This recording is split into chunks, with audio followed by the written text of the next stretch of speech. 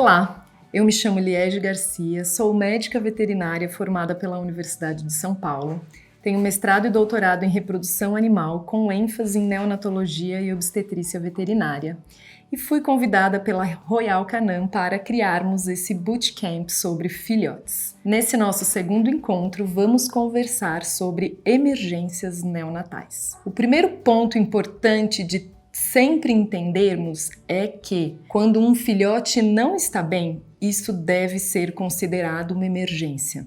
Não existe urgência em neonatologia, pois qualquer minuto conta para salvarmos a vida desse nosso paciente. As taxas de mortalidade no período neonatal são bastante elevadas em medicina veterinária e muito mais elevadas do que em qualquer outra fase da vida.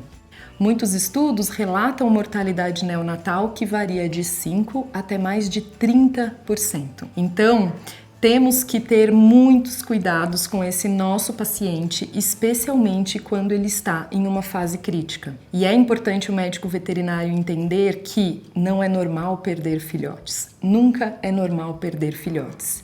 E sim, nós temos muito o que fazer por eles. E estamos aqui para conversar sobre isso. O primeiro ponto importante é identificarmos o nosso paciente crítico.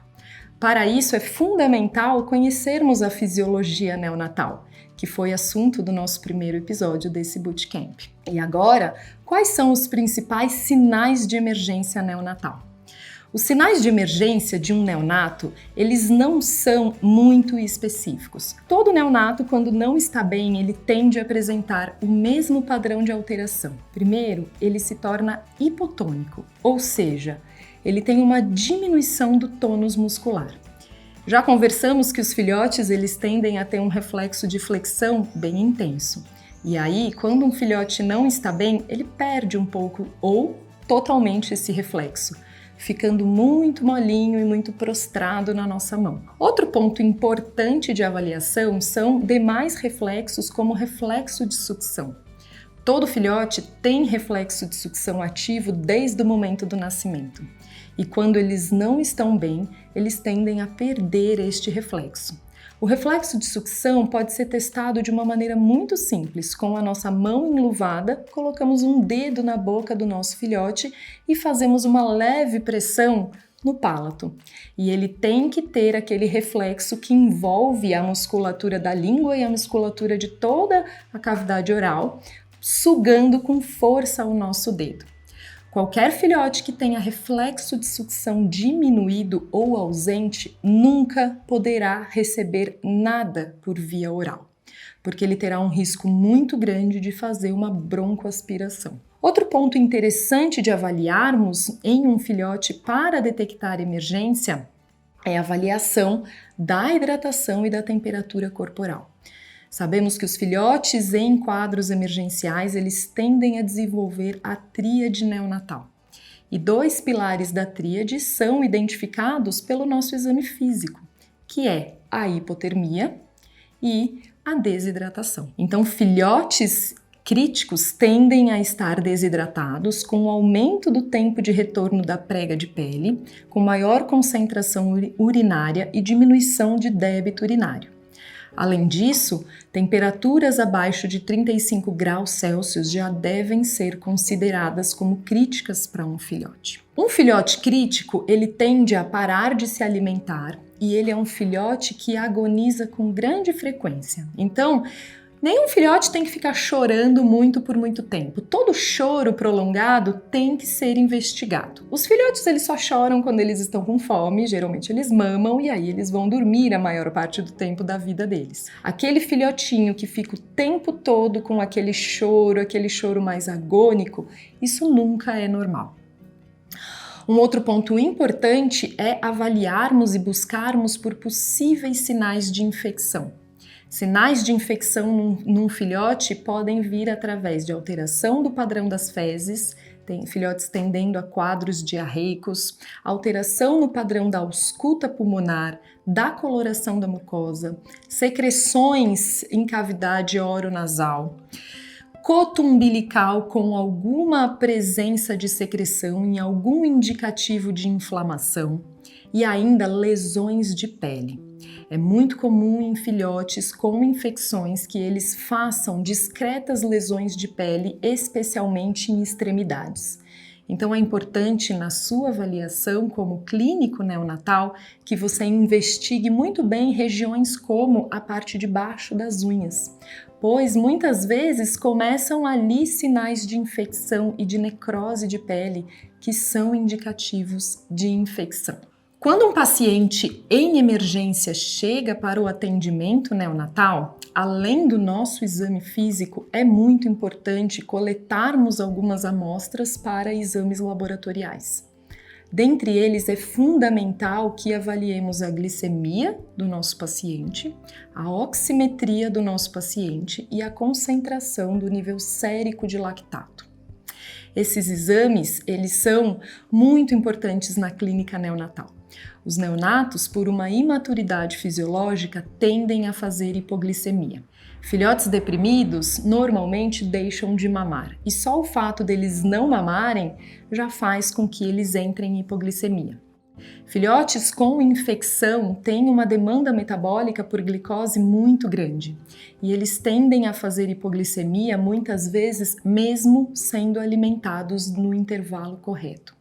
Então, a glicemia neonatal é um exame fundamental no paciente crítico e consideramos valores abaixo de 70 mg por decilitro de sangue como quadros de hipoglicemia.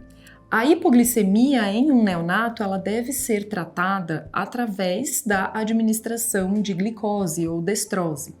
E isso pode ser feito num primeiro momento através de uma administração sublingual ou por uma absorção da mucosa oral.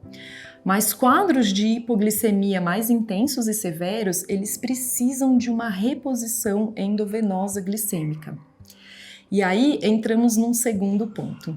Todo paciente emergencial, ele precisa ter um acesso venoso. Eu já ouvi de muitos clínicos veterinários que é impossível coletar sangue de filhote e eu estou aqui para contar para vocês que não é impossível. E com um pequeno treinamento, vocês também conseguem.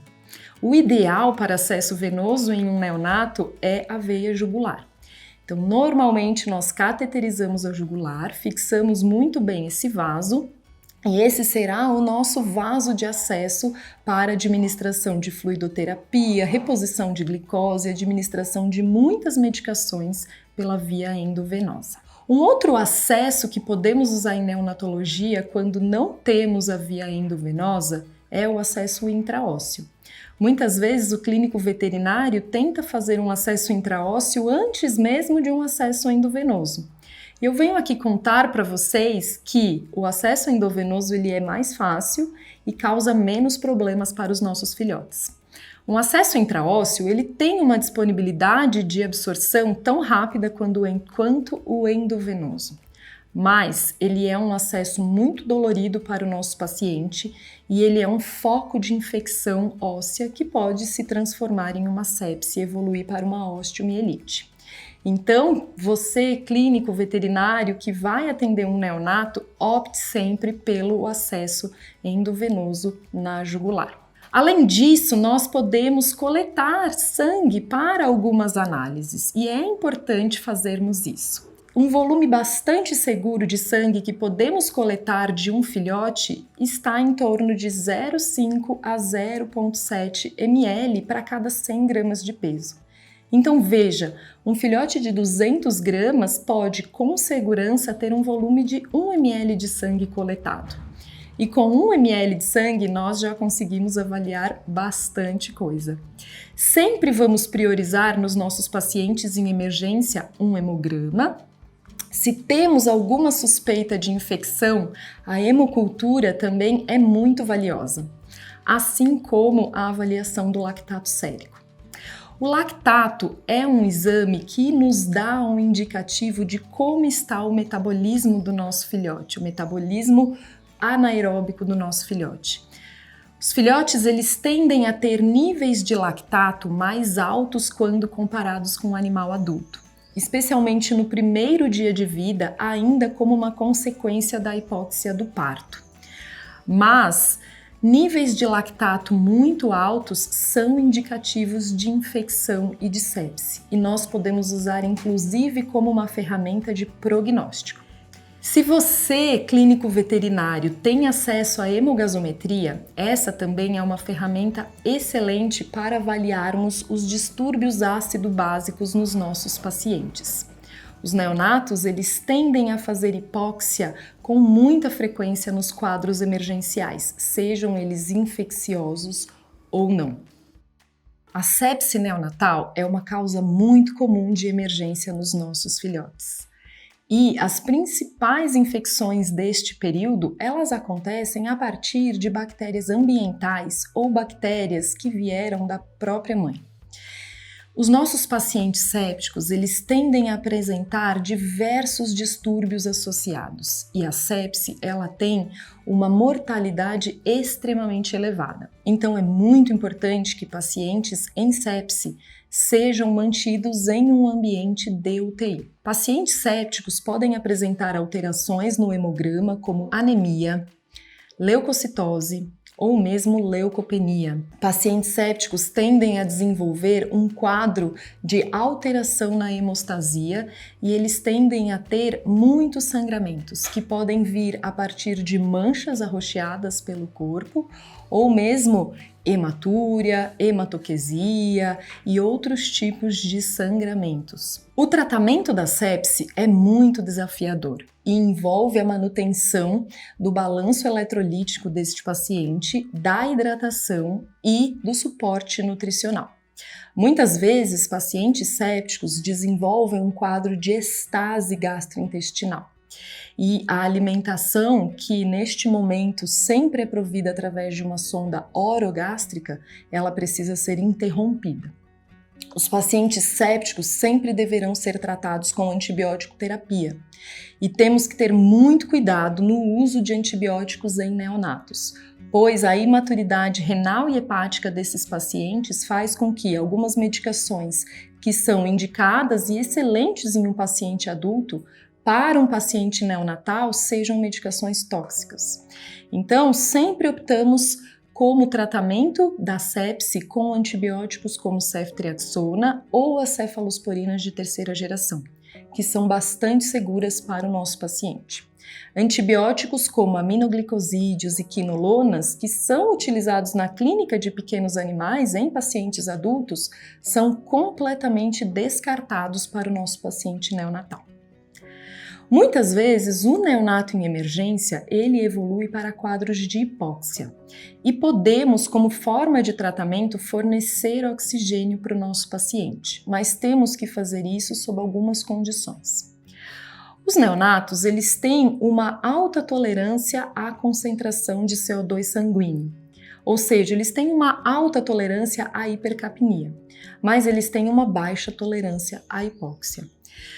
O oxigênio, ele é uma ferramenta extremamente necessária para a vida, mas para um neonato, dependendo da concentração que fornecemos esse oxigênio, ele pode ser tóxico. O sistema antioxidante neonatal é bastante imaturo. Isso porque este filhote, ainda quando em vida fetal, se mantinha em uma concentração de oxigênio menor do que o que temos disponível no ar ambiente. Sendo assim, ele não desenvolveu bem este sistema que combate os radicais livres. Logo, o uso do oxigênio é uma ferramenta valiosa no tratamento da hipóxia, mas temos que fazer com bastante cautela. A concentração de oxigênio máxima segura para um neonato está em torno de 40%. Valores maiores de oxigênio podem predispor à formação de radicais livres, que vai danificar as membranas das células, interferindo especialmente com a função dos neurônios. O ideal ainda é que este oxigênio seja sempre fornecido, umidificado e aquecido, para evitar lesões no epitélio respiratório. Outro grupo importante de abordarmos aqui nessa nossa aula de emergências são os neonatos órfãos. Os neonatos órfãos têm vários riscos para se tornarem emergenciais.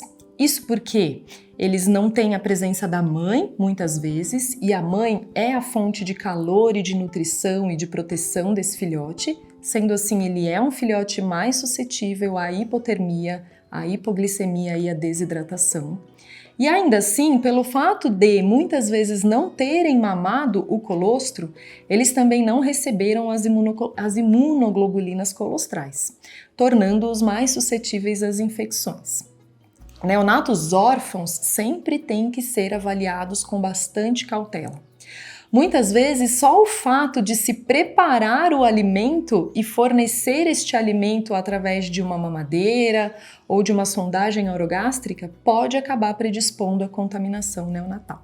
Quando temos um paciente órfão, o ideal é que avaliemos toda a ninhada, assim como nas situações emergenciais.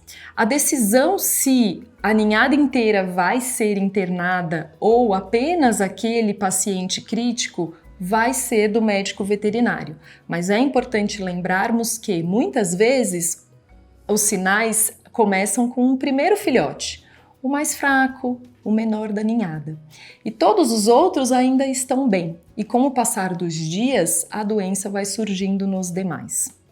Muitas vezes priorizamos inclusive internar a mãe junto. A mãe é uma grande fonte ali de cuidados, proteção e nutrição. Então, em algumas situações é salutar que a mãe também esteja presente na nossa internação. E para finalizar essa nossa conversa sobre emergência neonatal, é sempre importante lembrarmos dos pontos que temos que passar para os tutores, os pontos de emergência neonatal. São eles filhotes hipotônicos, ou seja, filhotes muito molinhos, filhotes que não têm um bom reflexo de sucção, filhotes que tenham alteração na coloração das mucosas, filhotes que choram com frequência, filhotes que não ganham bem peso, não têm o ganho de peso diário ali de 7 a 10%, ou ainda, claro, qualquer trauma referido que tenha sido apresentado, filhotes que tenham diarreias ou lesões pelos corpos, e ainda filhotes que apresentem crises convulsivas, que são vistas como pequenos tremores. É importante lembrar que neonato não treme de frio. Se tem um paciente que está tremendo, isso tem que ser avaliado porque pode ser uma crise convulsiva. Então ficamos aqui e agora eu te convido ao nosso próximo episódio do Bootcamp, em que vamos falar da consulta pediátrica.